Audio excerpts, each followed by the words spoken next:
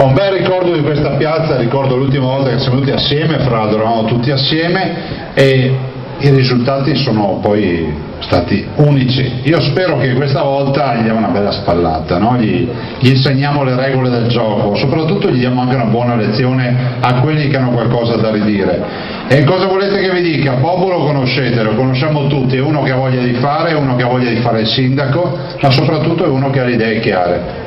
Lo diciamo ai cittadini che sono venuti qui per ascoltarci. Noi siamo quelli che modestamente pensano prima al territorio, pensano che quelli che vengono qui solo per rompere le balle, non per lavorare e per comportarsi male devono tornare a casa loro. Siamo convinti del fatto che i nostri sindaci siano anche un po', come si può dire, degli sceriffi sui territori e che possano dare la tranquillità ai cittadini. Io vengo da una città dove nel 1993 il nostro sindaco decise, siccome aveva i giardinetti pieni di extracomunitari che non lavoravano e di tossicodipendenti, decise di segare le panchine. Oggi in quegli giardinetti ci girano le signore con i bambini, non abbiamo più i problemi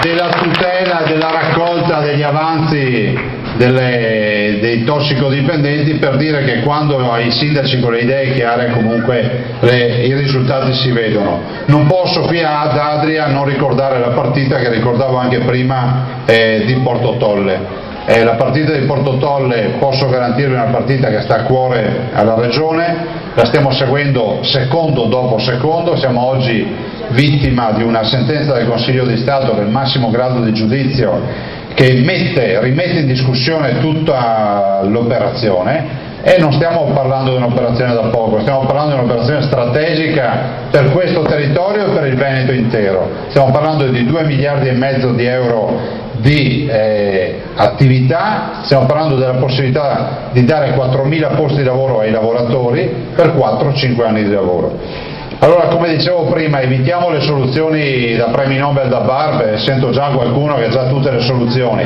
C'è un gruppo di lavoro che lavorerà questa settimana, non 50.000 anni, per trovare le giuste interpretazioni alle motivazioni che ci dà il Consiglio di Stato, ma vi posso garantire che la centrale di Porto Tolle noi la vogliamo riconvertire, vogliamo dar seguito al progetto e da lì non ci spostiamo. Questo deve essere chiaro per tutti.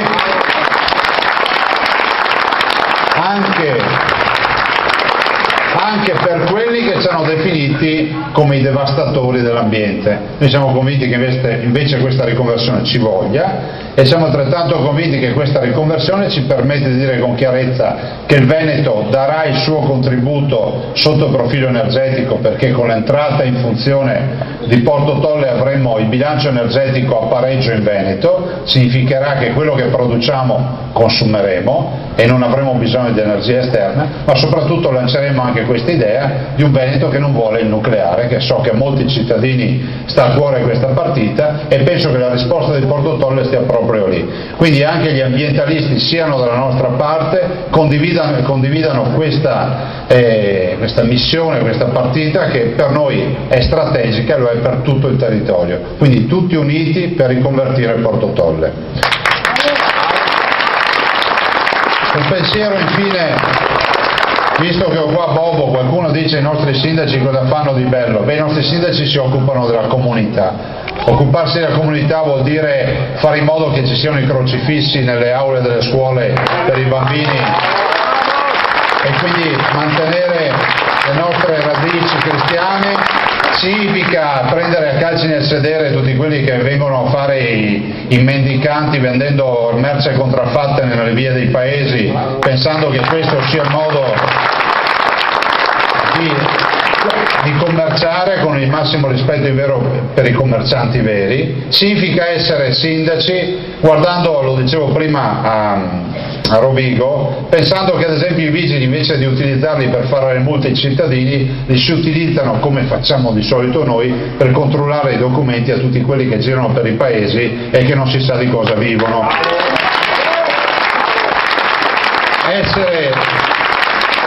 Essere sindaco in questo momento significa anche pensare al lavoro dei nostri cittadini.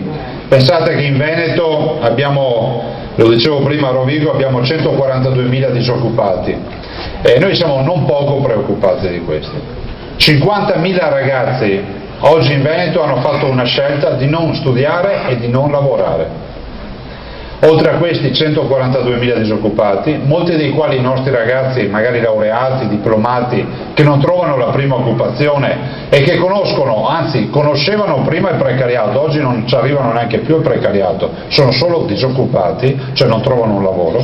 E poi la riconversione difficile dei 45-55 anni che vengono espulsi dai processi produttivi e non trovano più nuova occupazione.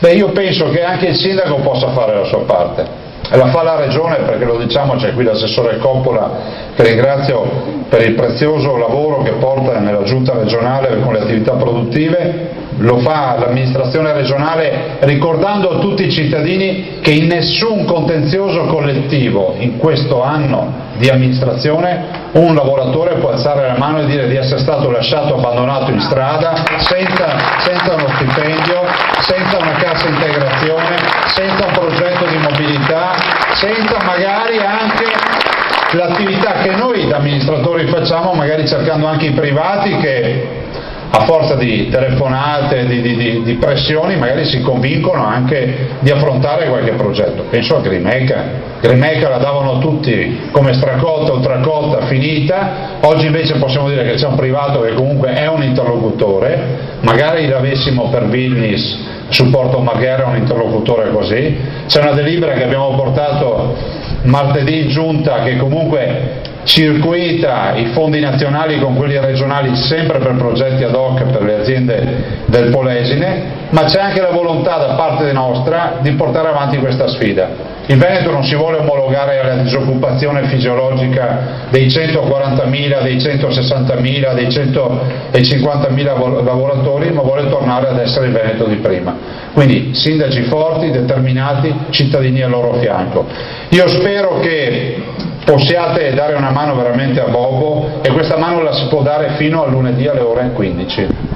Non andate in ferie, non prendetevi giornate libere, l'anno 365 giorni, 2 li potete dedicare per finire questa campagna. Grazie e buonasera a tutti.